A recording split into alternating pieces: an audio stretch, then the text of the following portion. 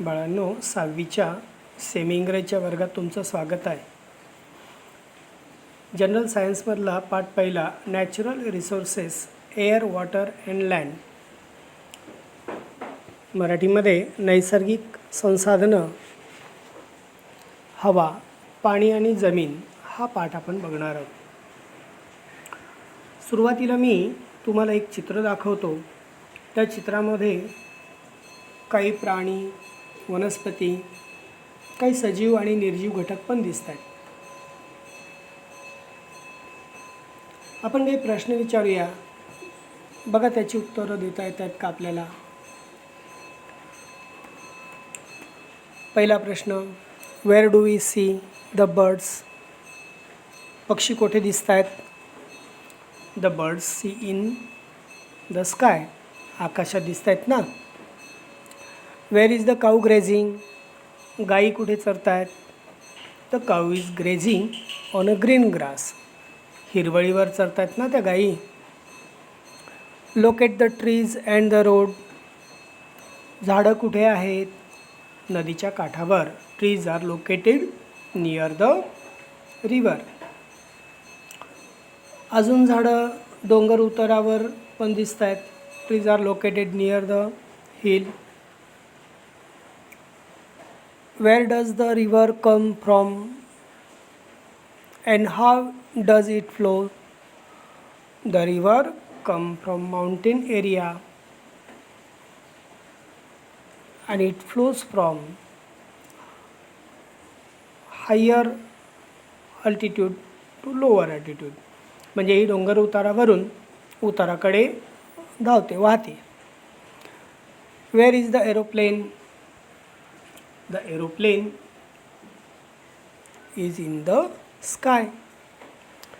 Where are the fish seen? The fish seen under the water. मासे पाण्यात दिसत आहेत ना, आणि विमानं आकाशात उडत आहेत. On what is the sailboat floating? The sailboat floating on the surface of water. सुरुवातीला आपण हा पाठ बघण्यापूर्वी काही शब्द आहेत इंग्रजी, त्यांचे मराठी अर्थ आपण बघणार आहोत.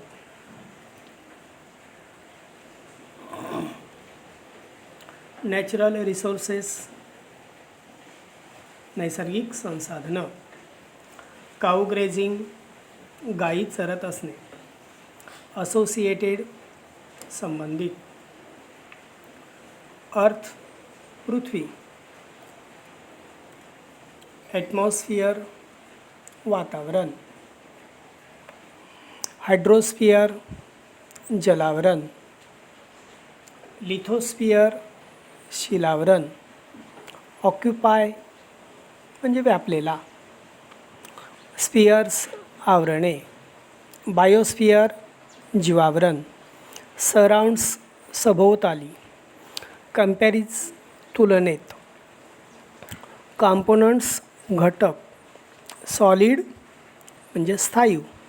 लिक्विड म्हणजे द्रव किंवा जल.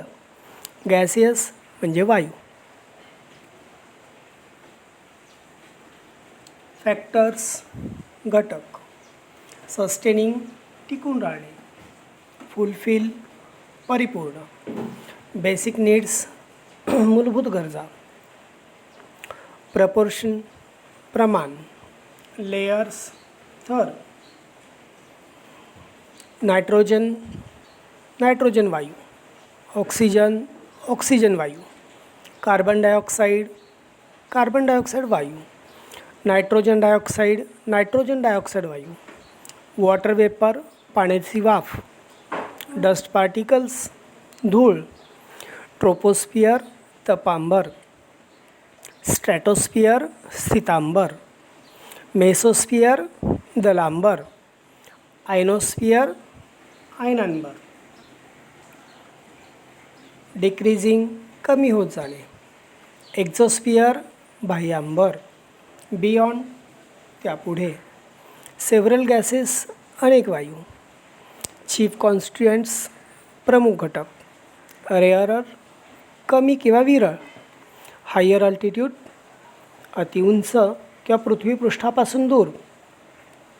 नेसेसरी प्रोटीन्स आयनिक प्रथिनं. आवश्यक प्रथिने. अमोनिया वायू. एअरटाईट हवाबंद. पॅकेजिंग बांधून बंद करणे. फूडस्टफ्स खाद्यपदार्थ. नेसेसरी आवश्यक. रेस्पिरेशन श्वसनासाठी. कंबशन ज्वलनासाठी. प्रोड्युसिंग तयार करणे. फायर एक्सटिंग्विशर अग्निशामक नळकांड्या. इलेक्ट्रिक बल्ब विद्युत दिवा. ऑप्टेनिंग मिळवणे. लो टेम्परेचर कमी तापमान. जनरेटिंग निर्माण करणे. आर्गॉन हा निष्क्रिय वायू. हेलियम हाही निष्क्रिय वायू आहे. एअरशिप विमान. निऑन हा निष्क्रिय वायू. डेकोरेटिव्ह लाईट जाहिरातीचे दिवे. क्रिप्टॉन एका निष्क्रिय वायूचंच नाव आहे. फ्लोरोसंट ट्यूब्स स्वयंप्रकाशित नळ्या. झेनॉन हाही निष्क्रिय वायू आहे. फ्लॅश फोटोग्राफीच आपण मराठीमध्ये म्हणतो त्याला. सस्टेन्ड टिकून राहणे. आणि हार्मफुल घातक. सिमिलॅरिटी साम्य किंवा सारखेपणा. लार्ज स्केल मोठ्या प्रमाणात. इमिशन उत्सर्जन. स्मोक धूर. डिस्टर्बिंग अडथळा आणणे किंवा बिघडवणे. पोल्युशन प्रदूषण. इनकम्प्लीट कंबशन अपूर्ण ज्वलन. इन्क्रीजिंग वाढत जाणे. कोळसा. कार्बन मोनॉक्साईड हा वायू. सल्फर डायऑक्साईड हा वायू. सूट म्हणजे काजळी. Ozone gas. ओझोन हा वायू. लोअर पार्ट ऑफ स्ट्रॅटोस्फिअर स्थितांबराचा सर्वात खालचा भाग. अल्ट्राव्हायोलेट रेज अतिनील किरण किंवा अतिनील प्रार्ण. ॲब्सॉर्ब शोषून घेणे.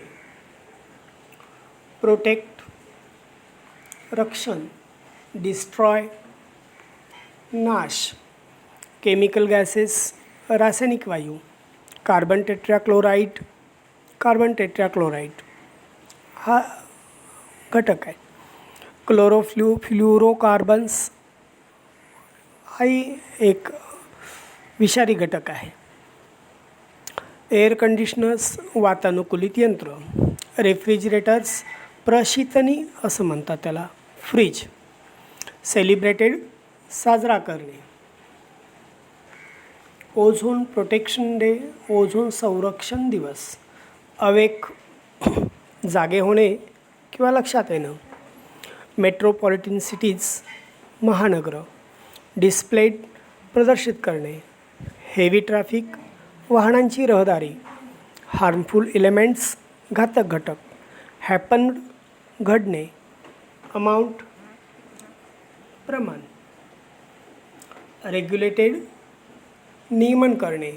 वॉटर सायकल जलचक्र. कन्व्हर्टेड रूपांतरित करणे. स्पॅरिंगली काटकसरीने वापर करणे. ब्लॉक वॉटर म्हणजे पाणी अडवणे. पर्कोलेट वॉटर पाणी जिरवणे. स्टोअर वॉटर पाणी साठवणे. पॉसिबल शक्य. रियूज पुनर्वापर. स्टेल शिळं पाणी. टेरेस्ट्रियल भूचर प्राणी. बारोज बीळ करणे. शेल्टर निवारा. मिनरल्स खनिजे. क्रूड ऑइल खनिज तेल. नॅचरल गॅस भूगर्भीय वायू किंवा नैसर्गिक वायू. एक्स्ट्रॅक्ट नक्की. नेबरहूड जवळपास. पीठ अडथळा. अकॅम्पनिंग फिगर सोबतची आकृती. मॅन्युअर सॉईल परिपक्व मृदा. टॉपमोस्ट लेअर सर्वात वरचा थर. ह्युमस कुथित मृदा. डेन्स फॉरेस्ट दाट जंगल. वॉर्म्स कृमी. इन्सेक्ट्स कीटक. पीस ऑफ बेडरॉक मूळ खडकांचे तुकडे. इमॅन्युअर अपरिपक्व. डिराइव्ड साधित केलेली. टेक्स्चर ऑफ सॉईल मातीचा पोत. डिटरमाइन ठरणे किंवा पक्के होणे. नॅचरल प्रोसेस नैसर्गिक प्रक्रिया. ड्राय लीव्ज पालापाचोळा किंवा सुकलेली पाने. डिकम्पोजिशन कुजणे. अबायोटिक कंपोनंट्स अजैविक घटक. वेदरिंग झीज होणे. सप्लाइड पुरवठा करणे. मायक्रोब्स सूक्ष्मजीव. रोडेंट्स माईस अँड रॅट्स हे उंदीर घुशी यासारखे कृदंत प्राणी म्हणजे कुरतडणारे प्राणी. मॅच्युअर सॉईल परिपक्व मृदा. ह्युमॅन ॲक्टिव्हिटी मानवी कृती किंवा माणसाच्या कृती. मायनिंग खाणकाम. कन्व्हर्स सॉईल मृदा संधारण करणे. प्रिव्हेंट करोजन मातीची धूप थांबवणे. बेस्ट रेमेडी सर्वोत्तम उपाय. ग्रीन कवर वनस्पतींचे आच्छादन. इरोजन झीज किंवा धूप होणे. रिड्युस्ड कमी होणे. स्पेसिमेन नमुने. एरिटिंग द सॉईल जमिनीत हवा खेळती राहणे. न्यूट्रिएंट्स पोषक घटक. बरीड जमिनीखाली गाडली जाणे. अपहिवल्स उलथापालथ होणे. फॉर्मेशन बनण्याची प्रक्रिया. फॉसिल फ्युइल्स जीवाश्म इंधन. पेट्रोल खनिज इंधन आहेत. डिझेल हे खनिज इंधन. केरोसिन म्हणजे रॉकेल किंवा केरोसिन खनिज इंधन आहे. पॅराफिन आपण पॅराफिनच म्हणतो त्याला. टार म्हणजे डांबर. वॅक्स म्हणजे मेण. कम्पेअर्ड तुलना करणं. सफिशियंट पुरेशी असणं.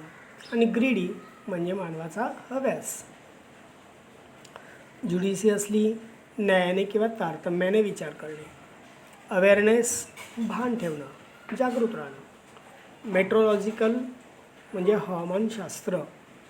डिपार्टमेंट म्हणजे विभाग. इस्टॅब्लिश्ड म्हणजे स्थापन होणे. कॉन्टिट्युएंट म्हणजे उपखंड. ग्लोबल वॉर्मिंग जागतिक तापमान वाढ किंवा हवामान वाढ. बायोटिक कंपोनंट्स जैविक घटक. अबायोटिक कंपोनंट्स अजैविक घटक. प्रोटेक्टिव्ह शेल संरक्षक कवच. पोटॅबल वॉटर पिण्यायोग्य पाणी. कंबशन म्हणजे ज्वलन. शॉर्टेज ऑफ वॉटर म्हणजे पाण्याची कमतरता. वॉटर स्कॅरिसिटी पाण्याचे दुर्भिक्ष. थिक लेअर म्हणजे जाड थर. आणि फिनिश्ड याचा अर्थ आहे संपणे. आता आपण या पाठाला सुरुवात करण्यापूर्वी मी तुम्हाला हे मराठी आणि इंग्रजी शब्द सांगितले ते तुम्ही तुमच्या वहीत कमीत कमी 3 ते 5 वेळा लिहा आणि तोंडपाठ करा. आता natural resources we can see that some things in the picture are in water,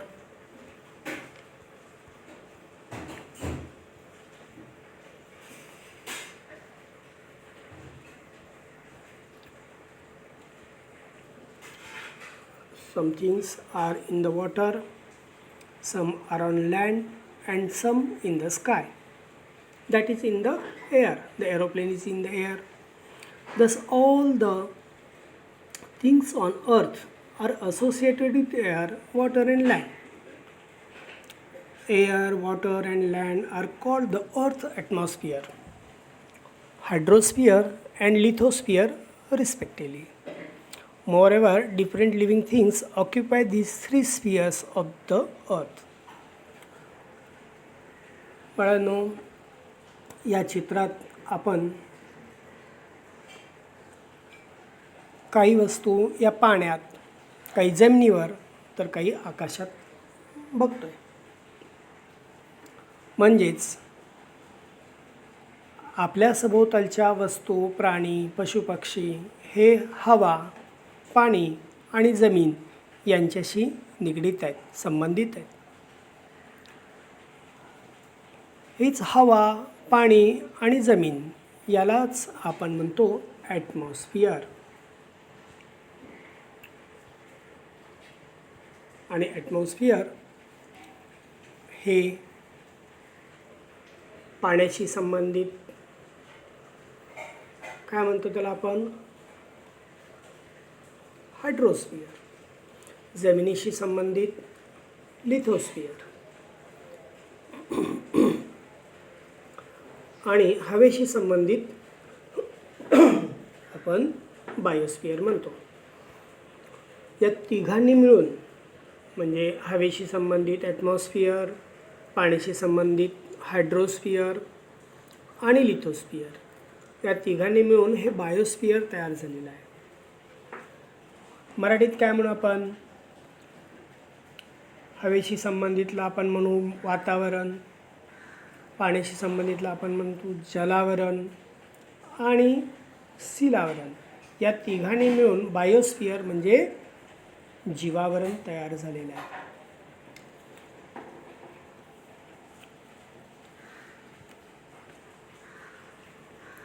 या तिघांनी मिळून म्हणजे these living things are in the part of lithosphere, hydrosphere and atmosphere.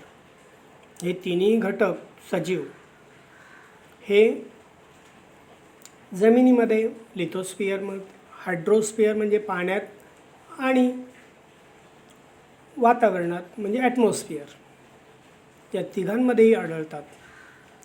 या तिघांमध्ये यांनी जागा व्यापून घेतलेली आहे आणि तिघांना मिळून बायोस्फिअर म्हणजे जीवावरण असं आपण म्हणतो.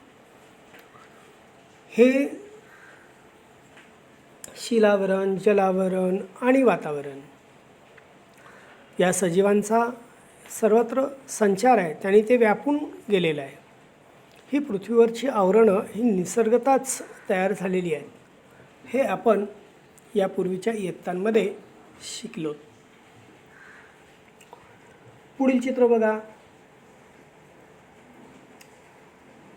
काय दिसतंय? पृथ्वी, त्याच्यावरचे हे ट्रोपोस्फिअर, ओझोन लेअर आणि स्ट्रॅटोस्फिअर असे थर दिसत आहेत. ट्रोपोस्फिअर 0 ते 10 किलोमीटर आणि त्याच्यावर 10 किलोमीटरपासून 50 किलोमीटरपर्यंत हा स्ट्रॅटोस्फिअर दिसतोय. The atmosphere is in the layer of air that surrounds the earth. म्हणजे वातावरण हे या थराने तयार झालं आहे. हायड्रोस्फिअर अँड लिथोस्फिअर याच्या तुलनेत हा वातावरणाचा थर हा खूप मोठा आहे. All these are the hydrosphere occupies much larger part than lithosphere. म्हणजे शिलावरण आणि जलावरणापेक्षा जास्त भाग हा ॲटमॉस्फिअरने व्यापलेला आहे. We also look upon these natural components in solid, liquid and gases from the sources. In other words, we use them to fulfill our requirements. या चित्रात दिसतंय की आपल्या पृथ्वी तलावर 71% वॉटर आहे, 71% पाणी आहे आणि 29% जमीन आहे. म्हणजे भूपृष्ठावरचा जर विचार केला तर सर्वात जास्त आहे हायड्रोस्फिअर, म्हणजे आपण जलावरण म्हणू. 71% भूभाग हा पृथ्वीचा हा पाण्याने व्यापलेला आहे आणि 29% भूभाग हा जमिनीने व्यापला आहे. त्या जमिनीच्या व्यापलेल्या भागामध्ये नद्या, डोंगर इत्यादी पण त्यांचा समावेश आहे. एकंदरीत air,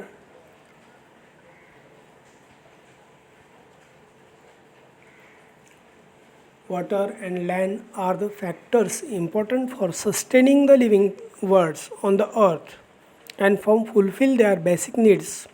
They are called natural resources.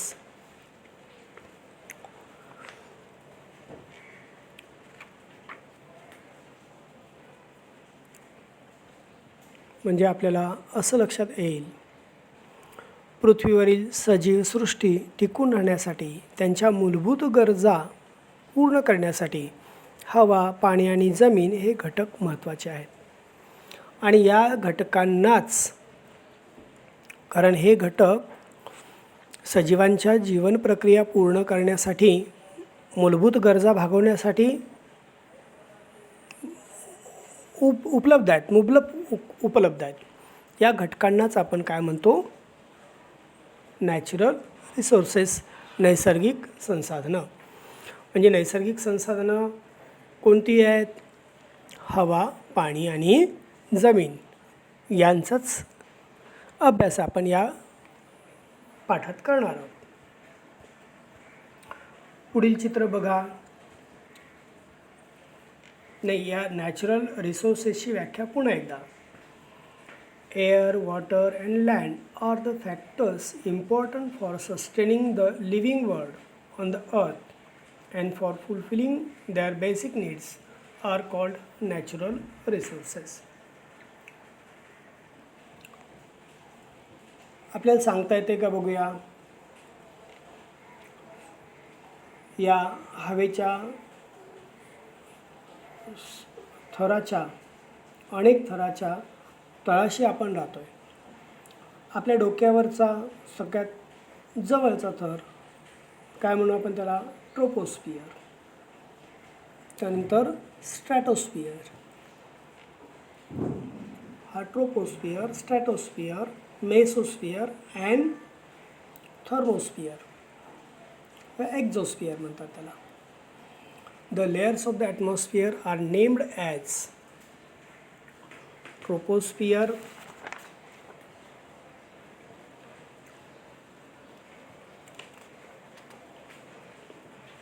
त्यानंतर स्ट्रॅटोस्फियर, मेसोस्फियर अँड आयनोस्फियर. आपण एक एक भाग बघूया, एक एक थराचा अभ्यास करूया. पहिला सर्वप्रथम आहे हवा. सोबतच्या चित्रात दिसत आहे की या हवेमध्ये 78%, 78% नायट्रोजन आहे, 20.9% ऑक्सिजन आहे. हेलियम, निऑन, आर्गॉन, क्रिप्टॉन यासारखे इनर्ट गॅसेस, निष्क्रिय वायू हे 0.90% आहे. अदर गॅसेस 0.17% आहेत आणि carbon dioxide 0.03, which is useful for producing the foods for the plants.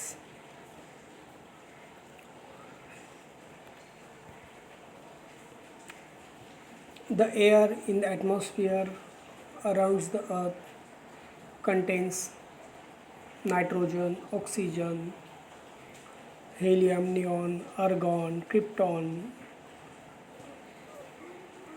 यासारखे 6 inert gases, nitrogen dioxide, sulphur dioxide यासारखे अदर गॅसेस अँड पाण्याचे वाफ, त्यानंतर डस्ट पार्टिकल्स यांनी मिळून आपलं हवा तयार झाली. या हवेमध्ये यापूर्वीची आकृती आपण बघितली की 0 to 10 किलोमीटर पृथ्वीपासून हा ट्रोपोस्फियर आहे, 10 to 30 किलोमीटरपर्यंत हा स्ट्रॅटोस्फियर आहे. म्हणजे आणि 30 to 50 किलोमीटरपर्यंत हा मेसोस्फियर आहे. 50 to 400 किलोमीटरपर्यंत हा थर्मोस्फिअर आहे आणि अबव 400 किलोमीटर हा एक्झोस्फिअर आहे. The amount of gases in the air is greatest near the surface.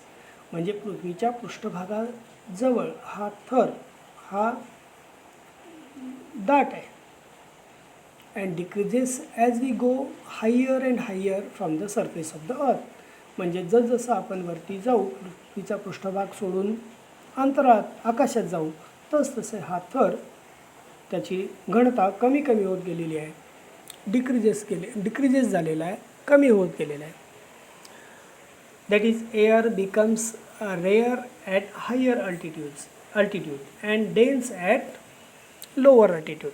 म्हणजे या पृथ्वीच्या जवळ ती दाट आहे, घनरूप, म्हणजे त्याचा थर हा जवळ आहे, जास्त आहे, घनता जास्त आहे आणि पृथ्वीच्या पृष्ठभागापासून अंतराळात त्याची घनता कमी कमी होत गेलेली आहे. आपण या प्रत्येक हवेतील घटकांचे काही उपयोग बघूया. पहिला घटक सगळ्यात 78% जो होता नायट्रोजन, हा हवेतल्या वातावरणातील सर्वात जास्त भूभाग त्याने जास्त भाग याने व्यापलेला आहे. नायट्रोजन कशासाठी उपयोगी आहे तर सर्व सजीवांच्या वाढीसाठी उपयोगी आहे. जेव्हा आकाशात विजा चमकतात, पाऊस असतो, त्यावेळी नायट्रोजनचं नायट्रेट्समध्ये रूपांतर होतं आणि हे नायट्रेट्स ही पावसाच्या पाण्याबरोबर जमिनीपर्यंत वाहून आणली जातात आणि त्याचं खतं तयार होतात मातीत. आणि या सर्व हरित वनस्पती हे पाण्यावाटे शोषून घेऊन त्यापासून नायट्रोजन मिळवतात. म्हणजे living things to build the necessary proteins. म्हणजे सर्व सजीवांना हाच नायट्रोजन पुरतो, वनस्पतीतून पुन्हा अन्नावाटे इतर सजीवांमध्ये पसरतो. म्हणजे प्रथिनांचा प्रमुख घटक आहे जो नायट्रोजन, तो या हवा हाच त्याचा प्रमुख स्रोत आहे. It is useful in the production of ammonia. अमोनियासारखे रसायनं, अमोनियासारखा वायू तयार करण्यासाठी याचा उपयोग करतात. It is useful airtight packaging of foodstuffs. खाद्यपदार्थ हवाबंद डब्यात साठवताना त्यामध्ये नायट्रोजन भरतात की कोणतीही रासायनिक प्रक्रिया होत नाही आणि ते पदार्थ दीर्घकाळ टिकून राहतात. हे झालं नायट्रोजनचे उपयोग. त्यानंतर ऑक्सिजन तुम्हाला सर्वांना परिचित आहे की श्वसनासाठी उपयोगी आहे सर्व सजीवांना. It is necessary for respiration of living things. त्याचबरोबर कंबशनसाठी उपयोगी आहे. म्हणजे निसर्गातल्या ज्वलनाच्या ज्या प्रक्रिया घडतात त्याला सर्व ऑक्सिजन हा हेल्पफुल आहे, मदत करतो. तो स्वतः जळत नाही पण ज्वलनाला मदत करतो. त्यानंतर कार्बन डायऑक्साईड. सर्व वनस्पती अन्न तयार करण्यासाठी या कार्बन डायऑक्साईडचा वापर करतात. Plant use it for producing their foods. Second, fire extinguisher. त्यामध्ये कार्बन डायऑक्साईड वापरतात. Because carbon dioxide gas are heavier than air. हवेपेक्षा तो जड आहे आणि जर एका ठिकाणी आग लागली असेल आणि हा कार्बन डायऑक्साईड आपण पसरवला तर हवा बाजूला सारून त्याची हवेची जागा कार्बन डायऑक्साईड घेतो आणि आग भडकण्यासाठी ऑक्सिजन अपुरा पडतो, मिळत नाही, हवा मिळत नाही आणि त्यामुळे ती आग विझण्यास मदत होते. म्हणून फायर एक्सटिंग्विशरमध्ये हा कार्बन डायऑक्साईड वापरतात. आर्गॉन.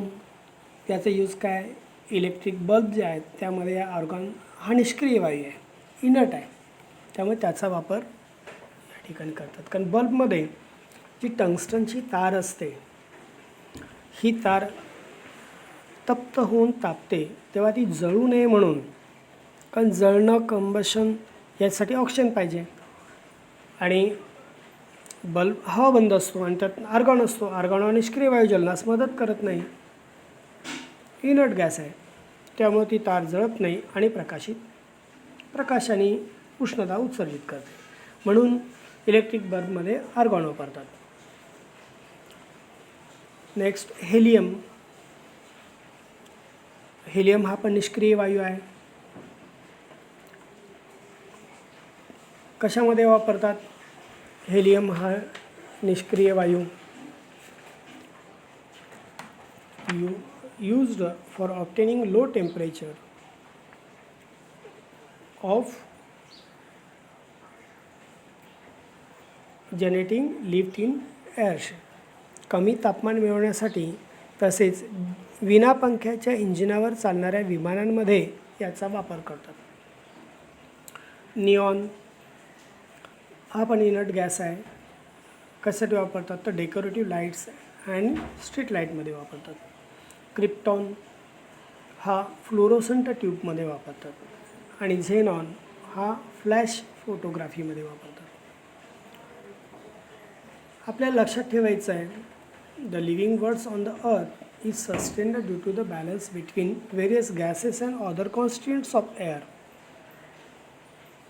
आपल्याला लक्षात ठेवायचं आहे की पृथ्वीच्या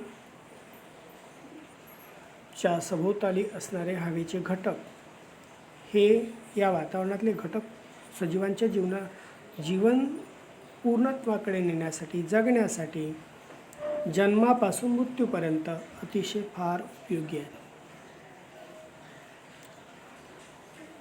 सजीवांच्या जीवनासाठी हे घटक महत्त्वाचे आहेत.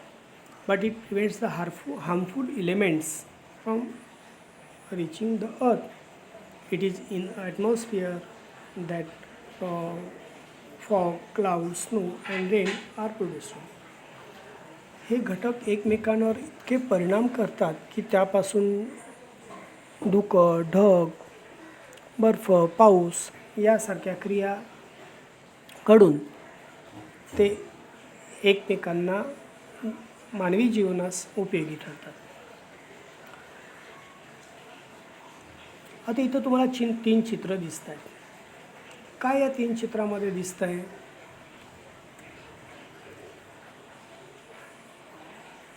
हे चित्र कारखान्यातून बाहेर पडणाऱ्या धुराचं दिसत आहे. या चित्रामध्ये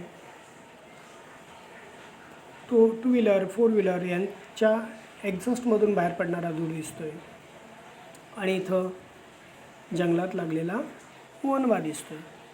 या तिन्ही चित्रांचा जर विचार केला, all the above pictures shows large scale of emission of smoke through different agencies. म्हणजे जसं कारखान्यातून, स्वयंचलित वाहनातून की ज्यामध्ये जीवाश्म इंधन जाळून ती वाहनं धावतात, आणि मानवी कृती की जशा जंगलांना आगी लावणे, वनवा यासारख्या घटनांतून, यापेक्षा इथं आपल्या चित्रात 3 दिसत आहेत. यापेक्षा अनेक घटनांतून सततपणे असा धूर, नको ते घटक वातावरणात आपण सोडतो. असे नको ते घटक नको तितक्या प्रमाणात वातावरणात निर्माण झाले तर त्याला आपण हवेचं प्रदूषण म्हणतो. म्हणजे the smoke directly mixes with the atmosphere disturbing the balance between constituents of air are called as a air pollution. या चित्रात काय दिसतं आहे? मेट्रोपॉलिटन सिटीज ज्या असतात त्यामध्ये ही वाहनांची वर्दळ, ट्रॅफिक दिसतं आहे, आणि इथं तेलशुद्धीकरण कारखाना दिसतो आहे किंवा मोठा प्रदूषण करणारा हा कारखाना दिसतो आहे. त्याच्यामधून काय होतं, harmful gases are given out through combustion of wheels and vehicles and big industries, and also through incomplete combustion of fuels like wood and coal. म्हणजे आपल्या घरीसुद्धा स्वयंपाक बनवताना आपण लाकूड वापरतो, कोळसा वापरतो, त्यातूनसुद्धा हे नको ते घटक वातावरणात मिसळतात आणि त्याचं परिणाम काय होतो तर हा हवेचे प्रदूषण दिवसेंदिवस वाढत आहे. मेट्रोपॉलिटन सिटीजमध्ये तुम्हाला या चित्रात दिसते की किती वाहनांची वर्दळ आहे बघा. आणि या ठिकाणी इंधन म्हणून काय वापरतात, तर पेट्रोल, डिझेल, त्यानंतर LPG वायू, नॅचरल गॅसेस.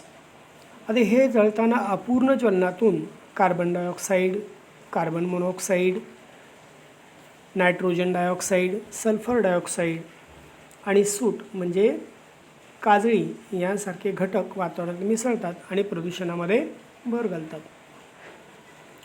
या चित्रात तुम्हाला दिसतंय की ओझोन लेयर, की जो पृथ्वीचं संरक्षण कवच आहे. जसं आपल्या शरीराचं संरक्षण आपल्या त्वचेमुळे होतं, कोणत्याही घटकाचं संरक्षण होण्यासाठी त्याच्यावर जे आवरण असतं त्याला आपण संरक्षक कवच म्हणू. आपल्या पृथ्वीतील सर्व सजीवांचं संरक्षण करण्यासाठी ट्रोपोस्फियर आणि स्ट्रॅटोस्फियरच्या मध्ये हा ओझोनचा थर आहे. म्हणजे 16 ते 23 किलोमीटरपर्यंत हा पसरलेला असतो. सूर्यकिरणांपासून ऑक्सिजनचं ओझोनमध्ये, म्हणजे ऑक्सिजनचं रेणुसूत्र O2 आणि ओझोनचं O3. सूर्यकिरणांमुळे ऑक्सिजनचं ओझोन म्हणजे O2चं O3 मध्ये रूपांतर होऊन हा थर तयार झालेला आहे. सूर्यापासून निघणारी अतिनील प्रारणं जी आहेत, अल्ट्राव्हायोलेट रेज, ते या थरामध्ये शोषली जातात आणि स्वच्छ सूर्यप्रकाश पृथ्वीकडे पाठवला जातो. आता अल्ट्राव्हायोलेट रेज हे खूप घातक आहेत, कारण सजीव पेशीचा नाश करतात, स्थायू पदार्थातून आरपार भेदून जातात आणि सजीवांना घातक आहेत. कॅन्सरसारख्या भयानक रोगांना सजीवांना बळी पडावं लागेल आणि त्यांचा जीव धोक्यात येईल. पण या ओझोनमुळं हे अल्ट्राव्हायोलेट रेज त्याच थरात शोषून स्वच्छ सूर्यप्रकाश हा पृथ्वीकडे पाठवला जातो. The layer of ozone gas is the lower part of a stratosphere. स्ट्रॅटोस्फियरच्या खालच्या थरात आहे. It is a very important for living things to have this layer of ozone at higher altitude around the earth.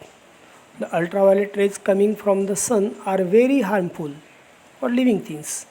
The ozone gas absorbs these rays. As a result, life of earth is protected.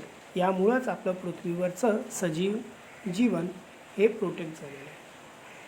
तुम्हाला दिसतंय की अर्थ ozone layer हा नारिंगी रंगाचा आहे आणि सूर्यापासून निघणारे अल्ट्राव्हायोलेट रेज हे रिफ्लेक्ट झाले किंवा शोषले गेले. या ओझोन थराला डिस्टर्ब करण्याचं काम, नष्ट करण्याचं काम, जसे कार्बन मोनॉक्साईड, क्लोरोफ्लोरोकार्बन्स यासारख्या रसायनांमुळं हा थर डिस्टर्ब होतो आहे. अनेक केमिकल्समुळं डिस्टर्ब होतो आहे, जसे कार्बन टेट्राक्लोराईड. आणि हे सगळे कार्बन टेट्राक्लोराईड, क्लोरोफ्लोरोकार्बन्स हे एअर कंडिशन्स आणि रेफ्रिजरेटरमधून बाहेर पडतात. आणि म्हणून आपण यासारख्या बाहेर पडणाऱ्या घातक उत्पादितांपासून आपल्या पृथ्वीचं संरक्षण करण्यासाठी, म्हणजेच हा ओझोन लेअरचं संरक्षण करण्यासाठी आपण काळजी घेतली पाहिजे. यासाठी 16 सप्टेंबर हा दिवस ओझोन प्रोटेक्शन डे म्हणजे ओझोन संरक्षण दिवस हा मानला जातो. पुढच्या चित्रामध्ये तुम्हाला काही मेट्रोपॉलिटन सिटीजमध्ये असे काही फलक दिसतात की जे हेवी ट्रॅफिकमुळं किती प्रमाणात carbon monoxide, carbon dioxide, chlorofluorocarbons किती प्रमाणात बाहेर पडलेले आहेत हे या चित्रात वर्णन करून आलेख स्वरूपात दाखवलेलं असतं, की जेणेकरून लोकांना जागृत करता येईल की प्रदूषण कमी आहे किंवा जास्त आहे. सध्या लॉकडाऊनच्या पिरियडमध्ये वाहनं कमी असल्यामुळं प्रदूषण खूप कमी झालं आहे आणि हवा शुद्ध झाली आहे. पुढचा महत्त्वाचा घटक आहे पाणी. तुम्हाला या तक्त्यामध्ये अंघोळीसाठी पाणी आवश्यक असतं, टूथब्रश करण्यासाठी पाणी आवश्यक असतं, कपडे धुण्यासाठी, भांडी धुण्यासाठी, लादी पुसण्यासाठी, पिण्यासाठी आणि कुकिंग स्वयंपाकासाठी आणि अदर पर्पजेससाठी पण पाणी आवश्यक असतं. तुम्ही या तक्त्यात तुम्हाला किती पाणी आवश्यक असतं ते जरूर लिहा आणि एकूण पाणी किती लागतं त्याचाही विचार करा. कारण पाणी हे जीवन आहे. पाण्याशिवाय आपण राहूच शकत नाही. आपल्या दैनंदिन क्रिया या पाण्यामुळंच तर घडून येतात. पाणी आवश्यक आहे. जसं सर्व सजीवांना पिण्यासाठी, माणसालासुद्धा पिण्यासाठी, सर्व सजीवांना पिण्यासाठी पाणी आवश्यक असतं. या चित्रात दिसतं आहे की मांजर पाणी पिते आहे. काही जंगली प्राणी जे आहेत, हरिण, झेब्रा, नीलगाय, गेंडा यासारखे प्राणी पाणीच पितात. मांसाहारी प्राणी जसे वाघ, बिबट्या यासारखे सुद्धा प्राणी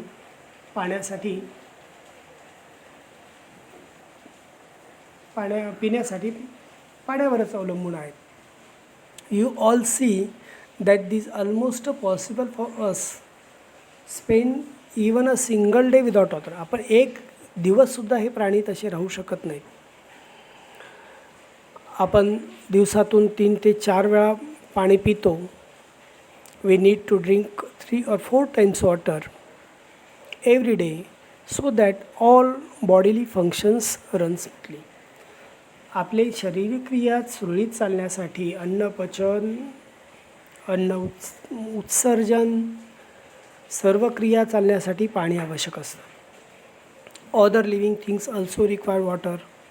the amount of water is need very according to the size of their body. आकार मोठा असेल जास्त पाणी लागतं. जसे गाई, म्हैसी, हत्ती यांना जास्त पाणी लागेल. माणूस किंवा मुंगीला कमी पाणी लागेल. माणसाला त्याहून जास्त लागेल. पण पाणी हे आवश्यक आहे. जीवन जगण्यासाठी अत्यावश्यक आहे. पाणी कसं तयार होतं तर हायड्रोजन आणि ऑक्सिजन एकत्र येऊन पाण्याचा रेणू तयार होतो. If the hydrogen Burns in air combines with oxygen two form water molecule. पाणी असं तयार होतं. हायड्रोजन हवेत जळला तर ऑक्सिजनशी संयोग होतो त्याचा आणि त्याचं पाणी तयार होतं. गेल्या पाठीमागच्या इयत्तांमध्ये तुम्ही पाण्याची वैशिष्ट्ये पाहिलेली आहेत. काय पाण्याची वैशिष्ट्ये आहेत? What is the characteristics of water?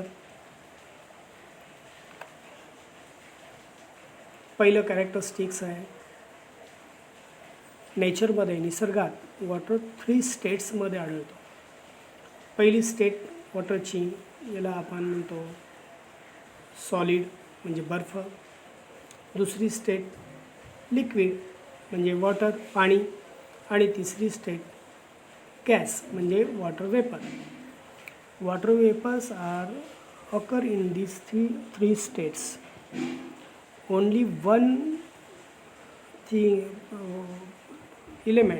things are found in 3 states in our nature. पाणी निसर्गामध्ये असं एकमेव आहे की ते 3 स्टेट्समध्ये आढळतं. आईसला उष्णता दिली, मेल्टिंग केलं, हीट दिली तर त्याचं वॉटर फॉर्म होतं. म्हणजे बर्फाला उष्णता दिली तर पाणी बनतं आणि पाण्याला उष्णता दिली तर पाण्याची वाफ बनते. Water heated it goes to water vapour. आणि हे जर थंड केलं, वाफ थंड केली तर कंडन्सेशन होतं आणि पाणी बनतं. आणि पाणी थंड केलं तर त्याचं फ्रीजिंग होतं आणि आईस बनतं. तर या तिन्ही स्टेटमधलं पाणी हे असं निसर्गात चक्रात पाण्याच्या जलचक्रामध्ये हे फिरत राहतं. Second characteristics, water does not have taste. पाण्याला कोणतीही चव नसते. It does not have odour, कोणताही वास नसतो. आणि थर्ड अँड इम्पॉर्टंट कॅरेक्टरिस्टिक्स आहे पाण्यात सर्व पदार्थ, बरेच पदार्थ, सर्व म्हणता येणार नाही पण क्षार, सगळ्या रंग आणि जीवनावश्यक शरीरातील घटक हे पाण्यात विरघळतात. हा तिसरा महत्त्वाचा कॅरेक्टरिस्टिक्स आहे. वैशिष्ट्य आहे. पाणी हे जीवन आहे. पाण्याशिवाय सजीव अजिबात जगू शकत नाही. पाण्यामध्ये सर्व घटक मिसळतात, त्यामुळं पाण्याला वैश्विक द्रावक म्हणतात. पाणी हेच जीवन आहे आणि आपण ते वाचवलं पाहिजे. पाण्याचं डिस्ट्रीब्युशन, विभागणी जी पृथ्वीवर झालेली आहे त्यामध्ये तुम्हाला दिसतं आहे की ग्लेसियर्स, फॉरेस्ट अँड स्नो बर्फाच्या स्वरूपात ते 69.56% आहे. फ्रेश वॉटर ते 30.10%. उरलेल्यामध्ये तळ्यांमध्ये 0.25% आहे, वातावरणात 0.04% आहे, मातीत मॉइश्चर स्वरूपात 0.05% आहे.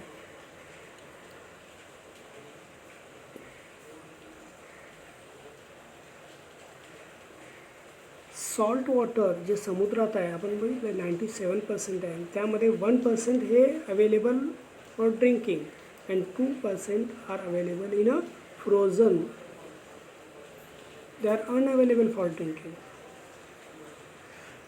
जेवढं काही 97% पाणी आहे आणि 3% फ्रेश वॉटर आहे, त्या 3% फ्रेश वॉटरमध्ये सरफेसवर ते 3% आहे.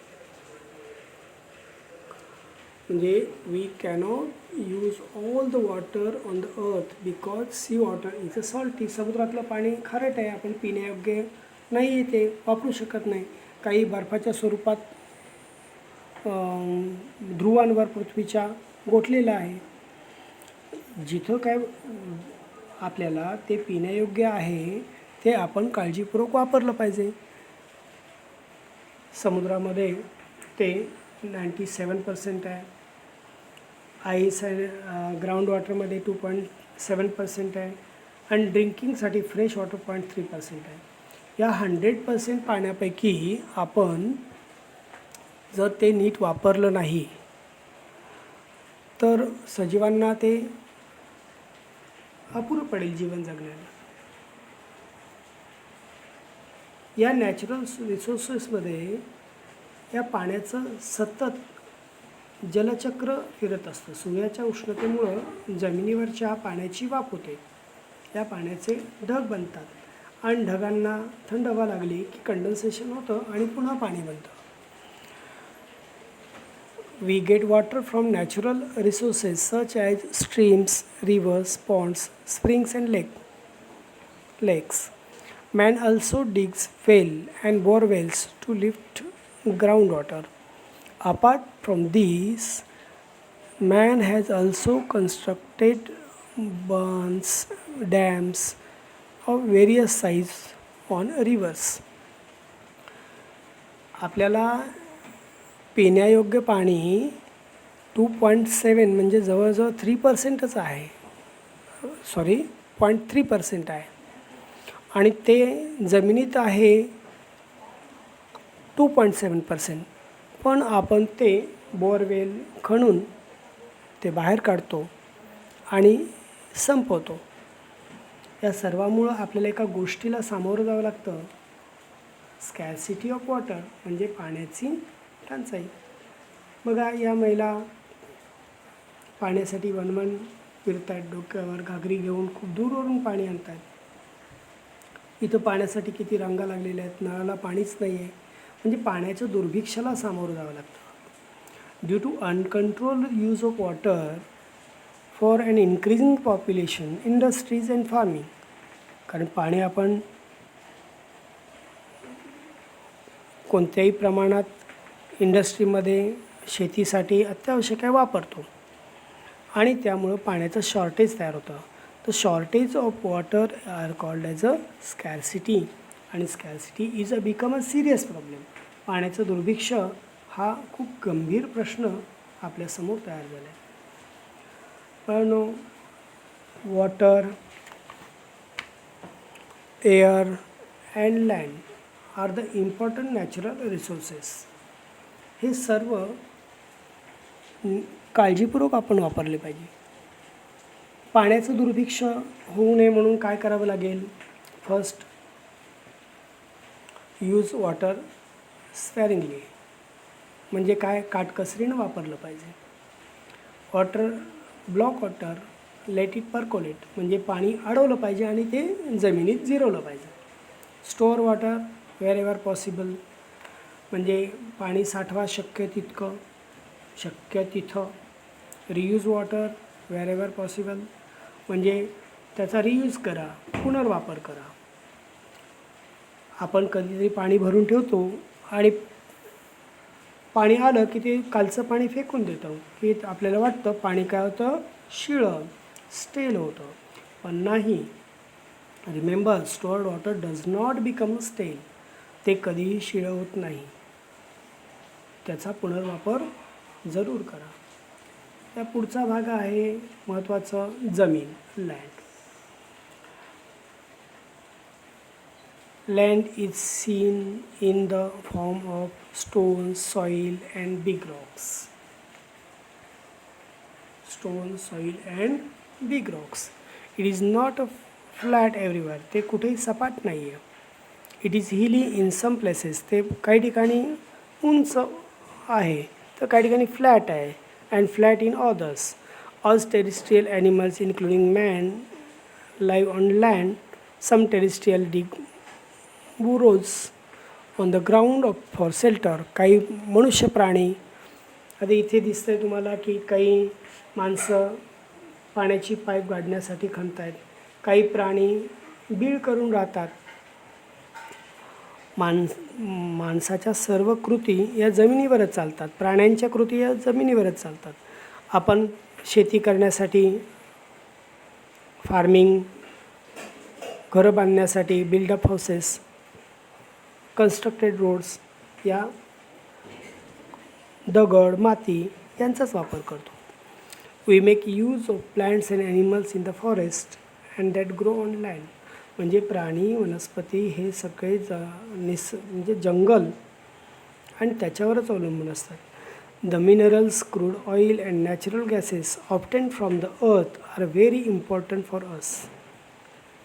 खनिज इंधनं, नैसर्गिक वायू हे या जमिनीतूनच आपल्याला मिळतात आणि ते आपल्याला जीवन जगण्यासाठी महत्त्वाचे आहेत. It means that land is the important resources. जमीन हा एक महत्त्वाचं नैसर्गिक संसाधन आहे. आता जमीन कशाने बनली आहे आपण बघूया.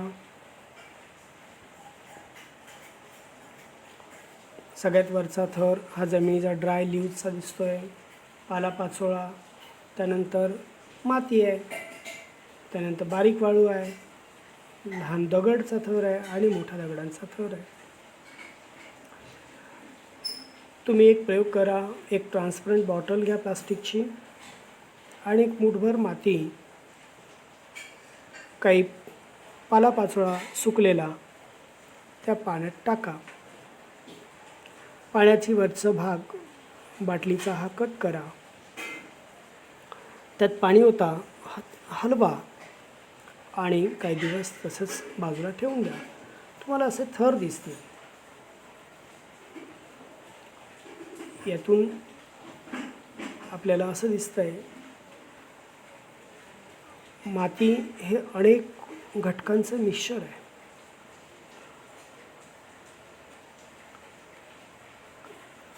त्या मातीमध्ये अनेक थर दिसतात. सर्वात खालचा थर हा बेडरॉकचा दिसतोय, जाड खडकांचा आहे. त्यानंतर त्याच्यावर layers of soil and small Roxx, मातीचे थर आणि छोट्या खडकांचा दिसतोय.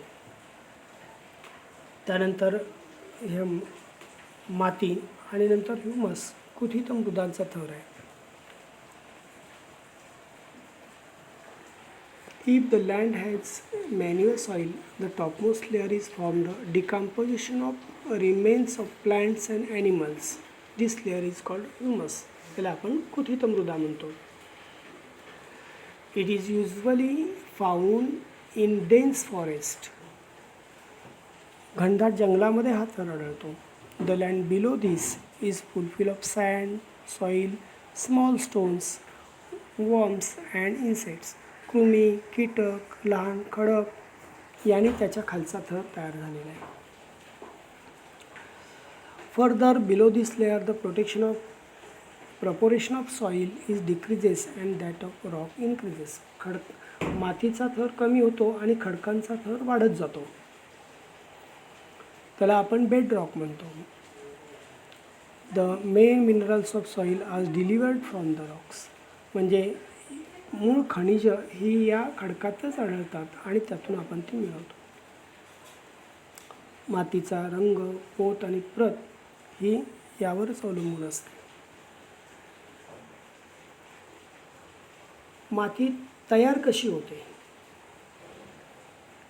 The soil on the land is form by natural process. कोणत्या नॅचरल प्रोसेसने तयार होते? Weathering of Roxx. आणि वेदरिंग खडकांची झीज, सूर्याची किरणं, प्रकाश आणि हवा, वारा, पाऊस यांपासून मातीच्या खडकांची झीज होऊन माती तयार होते.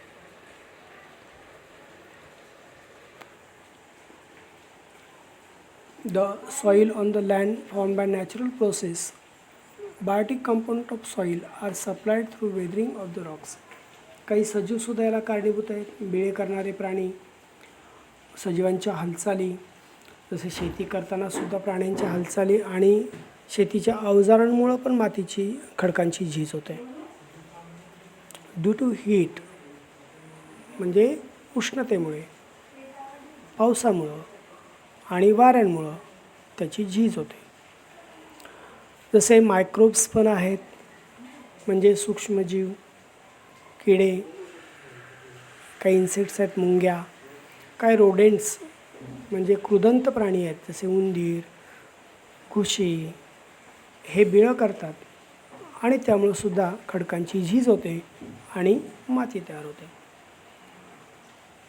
बघा इथे गांडूळं दिसत आहेत, काही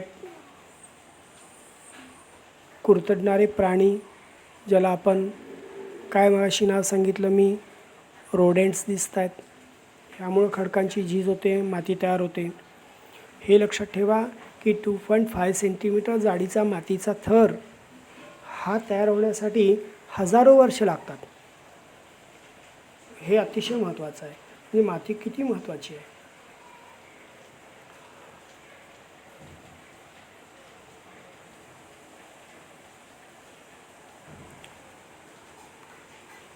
आता यामध्ये आपण soil can get destroyed in a short period. मातीची झीज कोणत्या प्रकारे होते किंवा माती ही नष्ट कशी होते, मातीचे थर कसे नष्ट होतात? तर भरपूर प्रमाणात पूर, महापूर, वादळ आणि मोठ्या प्रमाणात पाऊस यामुळं रेन वॉटरमध्ये किंवा खणकाम आणि शेतीकाम यासारख्या मानवी कृतींमुळं आणि नैसर्गिक कृतींमुळं मातीची झीज होते, मातीचं इरोजन होतं. म्हणजे soil can get destroyed in a short period due to floods, due to storms आणि due to human activities such as minings. In short, conserve the soil and prevent erosion of land. Best remedy for this to increase the green cover of land. Erosion of land is reduced if the grass, trees and grasses grow it. म्हणजे हे झीज थांबवण्यासाठी आपण मोठ्या प्रमाणात झाडं लावली पाहिजेत. Role of decomposition of dead plants and animals to formation of humus. या चित्रामध्ये तुम्हाला कार्बन सायकल दिसते. या कार्बन सायकलमध्ये humus is the layer formed on soil due to decomposition of plants and animals by microbes. सूक्ष्मजीवांमुळं या microbacterial respiration and डिकम्पोजिशनमुळं सूक्ष्म सजीव प्राणी आणि वनस्पती यांचं रूपांतर ह्युमसमध्ये होतं आणि मातीमध्ये नायट्रोजनचं पुरवठा होतो. Humus is almost important to aerating the soil. जे मातीमध्ये हवा खेळती राहणं, पाणी धरून ठेवणं यासारख्या प्रक्रियांना ह्युमस महत्त्वाचा आहे. The proportion of humus in the upper layer of good fertile soil 33 ते 50%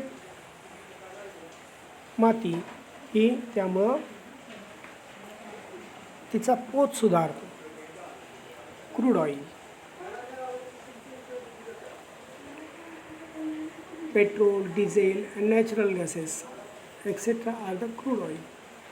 Forests on the land got buried underground due to the great upheavals that took place on the earth many years ago. After that it processed formation to fossil fuels. म्हणजे हजारो वर्षांपूर्वी आपल्यासारखे प्राणी आणि वनस्पती या पृथ्वी तलावर राहत होते. भूगर्भातील अचानक बिघाडामुळे ते जमिनीखाली जसेच्या तसे काढले गेले आणि त्यामुळं त्यांचं रूपांतर पेट्रोल, डिझेल आणि केरोसिन, पॅराफिन, वॅक्स, टार यासारख्या पदार्थांमध्ये झालं. Land, water and air available on the अर्थ.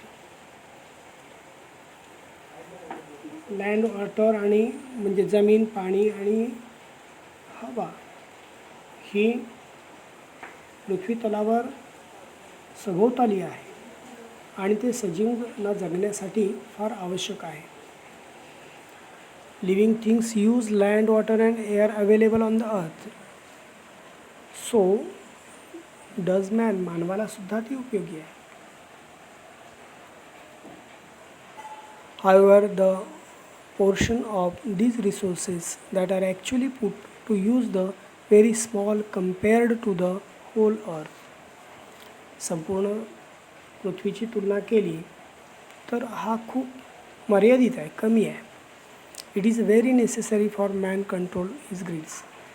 सर्व गरजा पूर्ण करू शकेल परंतु माणसाचा हव्यास पूर्ण करू शकणार नाही. दुसऱ्या शब्दात सांगायचं जर झालं तर या नैसर्गिक संसाधनाचा विचार आपण न्यायिक पद्धतीनं तारतम्यानं विचार केला पाहिजे आणि ह्या सर्व घटक हे मानवाच्या पुढील पिढ्यांसाठी हे राखून ठेवले पाहिजे. नाहीतर सर्व मानवी जीवजमात धोक्यात येईल, सजीव धोक्यात येईल.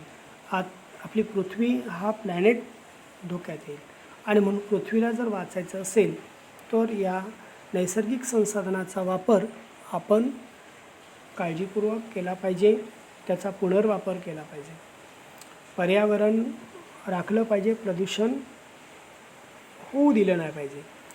सध्याच आपण लॉकडाऊनच्या करोनाच्या घातक दिवसांमध्ये बघतो आहे की वातावरण किती दूषित झालं आहे आणि त्यामुळं आपल्याला सामाजिक, आर्थिक आणि राष्ट्रीय किती नुकसान सोसावं लागलं आहे.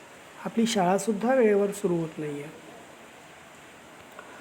आपल्या भारत देशात काही उपखंडांमध्ये एक विभाग आहे, भारतीय मौसम विज्ञान विभाग. यामध्ये 1875 पासून सतत या पर्यावरणाचा जागृतीने विचार करून अभ्यास केला जातो. तिथे हवामानाचा अभ्यास केला जातो. तिथं काही वेगवेगळ्या विषयांवर संशोधन केलं जातं आणि जे ग्लोबल वॉर्मिंग आहे याच्यावर सुद्धा अभ्यास केला जातो. Means India metrological departments was established in 1875 for studying the weather in the Indian subcontinents. The main function of the institute is to observe the weather and to make weather forecast. This institute also conducts research related to changes in weather, makes forest about remain and studies the development of related to global warming. या संपूर्ण पाठामध्ये आपण काय शिकलो? The elements available in the nature which fulfil the basic needs of living things are called a natural resources. म्हणजे काही घटक आहेत ते मानवाच्या सर्व गरजा भागवतात, जसे हवा पाणी आणि जमीन यांना आपण नॅचरल रिसोर्सेस म्हणतो. Air, water and land are the important natural resources. Natural रिसोर्सेसपैकी अजूनही आहेत, जसे अन्न आहे, त्यानंतर इतर घटक आहेत. पण यामध्ये हवा, पाणी आणि जमीन हे महत्त्वाचे आहेत. Soil has both biotic and abiotic constituents. म्हणजे मातीमध्ये जैविक आणि अजैविक दोन्ही घटक आहेत. जैविक घटक म्हणजे सजीव आणि अजैविक घटक म्हणजे निर्जीव. There are many constituents of air such as nitrogen, oxygen, carbon dioxide, inert gases, water vapour and dust particles. The ozone layer are protected cell of the earth. The natural resources should be used carefully and sparingly. बाळांनो, हा पाठ काळजीपूर्वक बघितला आपण. या पाठाची प्रश्नोत्तरं मी पुढील दिलेत. तुम्हाला जर नाही आले तर जरूर याचा विचार करा.